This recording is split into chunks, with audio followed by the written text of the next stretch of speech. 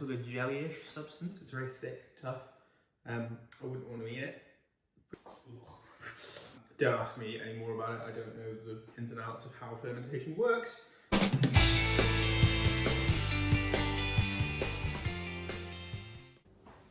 Hi everyone, it's Will from Meme Appetit here. Welcome to our second YouTube video. You've seen Harry make pasta already, and today I'm going to start showing you some little bits of fermentation inspired by our good friend Brad Leone. Before I kick off, I just want to say thank you so much for all your lovely comments about our appearance on the YouTube live show last week. Harry and I have really enjoyed reading all your messages and your DMs and your comments on our first YouTube video. It was a blast. We had a great time talking to all the test kitchen staff.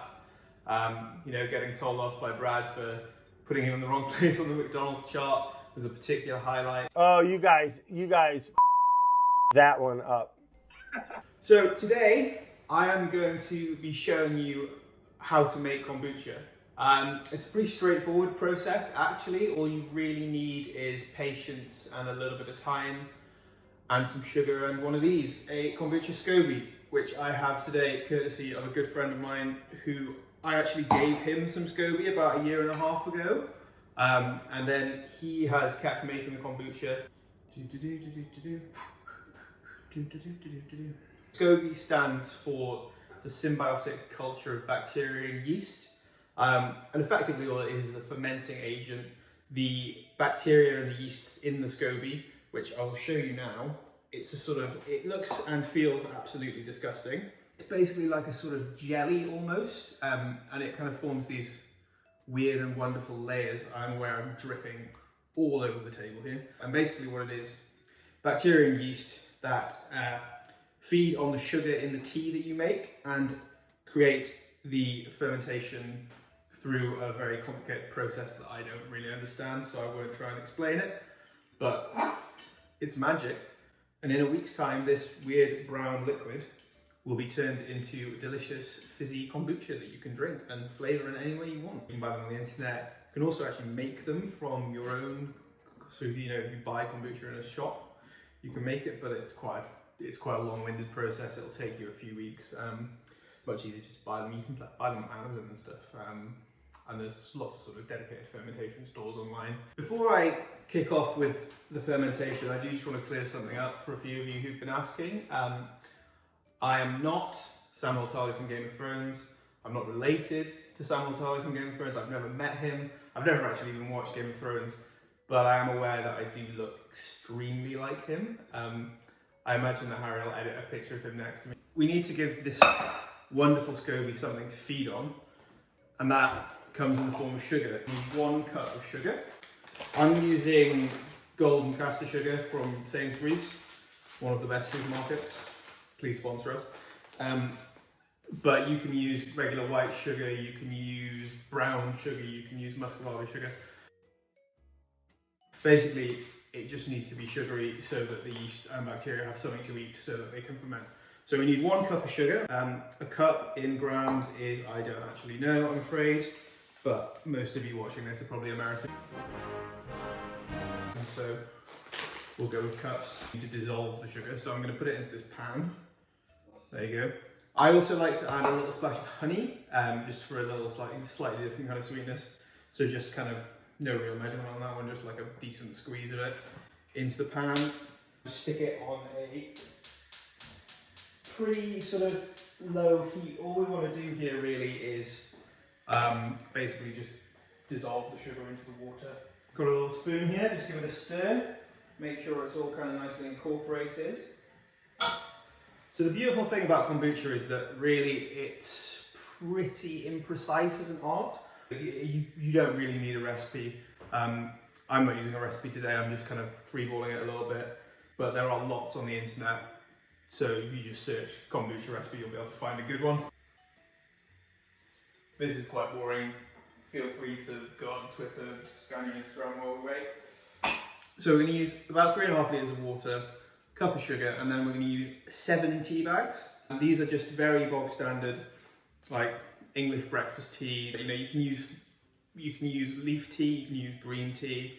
The only thing you should steer clear of is anything that's got any particular sort of oil. You want to use tea that is actually tea. What we're going to basically do is make a very, very strong tea for now, and you'll see why in a minute. But so I'm going to put these 7 tea bags, if I can count. I can, good. Put them in there in that 500 mils of water. Let this brew for maybe 10 minutes, point where you wouldn't want to drink it, but this is going to allow us to dilute it with cold water later, because we don't want to try and make kombucha with hot water or else we'll kill all the bacteria. So we want it to cool down, and this is the quickest way of doing it. Okay, so it's been about 10 minutes now. This tea is, as you can see, extremely dark in colour. So you need to have a big vessel. The easiest way to do this probably is to use a sieve, pour your lovely sugary kombucha mix in there. So that's the base for our kombucha there. That's 500 milliliters of pretty hot tea that we've made with a cup of sugar in it. I'm going to make it up to about 3.5 litres of water. Just regular tap water is fine. As long as you can drink it where you live, you can put it in your kombucha. If you can't, don't. Obviously, I don't want you to die of any sort of horrible waterborne illnesses. But yeah, so we're going to add... Oh, things. Ah, shit. Oh no. Well, this is a good tip for you. Make sure your valve's closed. See, this is proof that Harry pretends to be the chaotic one, but actually I'm just as bad. Make sure that's closed. So let's continue. Just going to keep adding the water, 500 mils at a time. There. So again, you wouldn't want to drink that, still pretty strong. Worth giving it a taste just to see how sweet it is before you start it off. Tastes like tea. That's one of the beautiful things about kombucha is you can create all sorts of different things. You can make it super sour, which is how I quite like it. You can make it pretty sweet with just a little hint of sourness. You can go somewhere in the middle. You can play around with these things. Basically, do what you like. This is where Brad would say something very profound about that. But this is my first time on camera, so sorry. So this is the base. We now need a fermenting agent, and that is where the SCOBY comes in. So this is a pretty straightforward bit. I'm just going to stick this SCOBY into the jar, and it should, if it's alive, it should float, which this one is, which means it is alive. To kickstart the process, we're also going to add maybe a sort of half quart again, so 500 mils of this is the sort of base kombucha, and it smells very sour. It's like almost vinegar.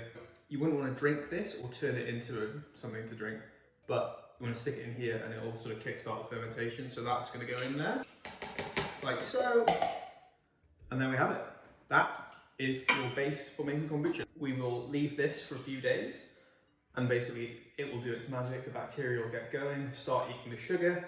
So once this is done, this just needs to go into a sort of room temp place. Put it in the back of a cupboard, or bolt it with your wardrobe, something like that, and it will be ready in 3-4 days. But yeah, so this has got to go away now, and I will see you in a bit.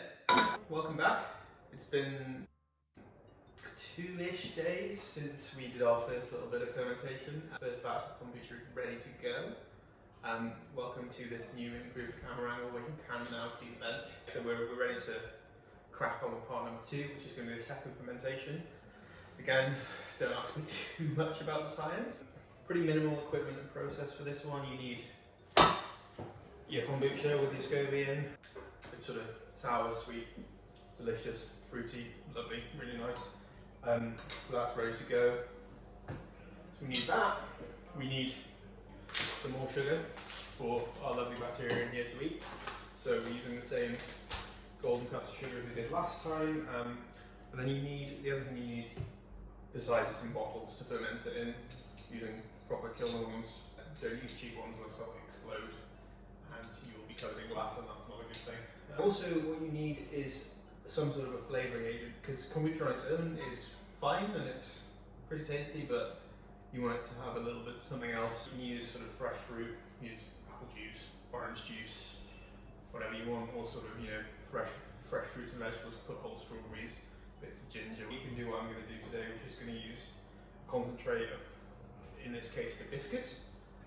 and some sugar to create that sweetness for the yeasts to eat and turn it into kombucha. This bit, even less precise than the first half of this video. The first thing I need to do is get this out of here, so bear with me and I'm going to decant this quickly. So you can see that, if I hold it up to the camera, but it's got some bits of what look like sort of pond scum in there. You don't want to drink that, it's not very nice. Yeah, so we've got 1 pint in here. We want to get one of our bottles.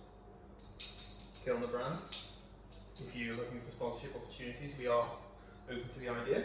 This is, as I say, a hibiscus extract. Not the most common ingredient, but had some lying around. You probably want to fill maybe ratio something around 20% of your extra flavourings to 80% kombucha. So however much that is here. Yeah, that'll do.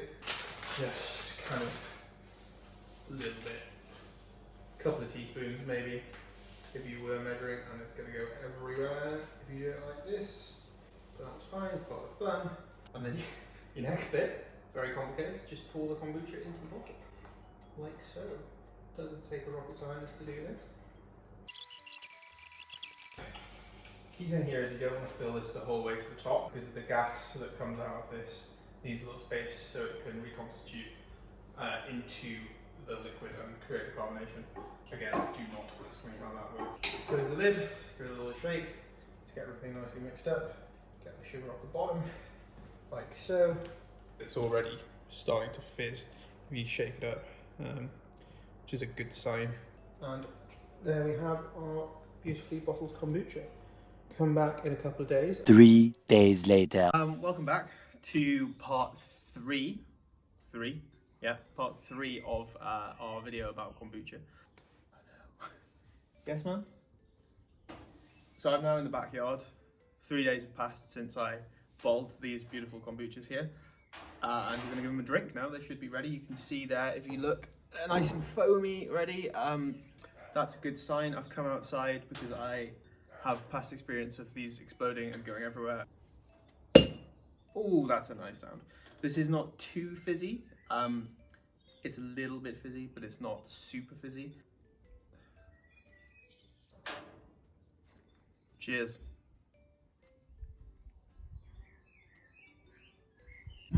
That's good. Very hibiscusy, which is nice. I'm a big fan of hibiscus. Yeah, not much to say beyond that, really. It's very delicious. Give it a go at home, really. Very easy to make. If you've enjoyed this video, give it a like, comment below, share it with your friends, and most importantly, click subscribe down here so you can see more of what Harry and I get up to while we're stuck at home. Thanks very much, and Meme Appetit. Has he eaten the sugar? Oh fuck! I've got the levers off. Ow.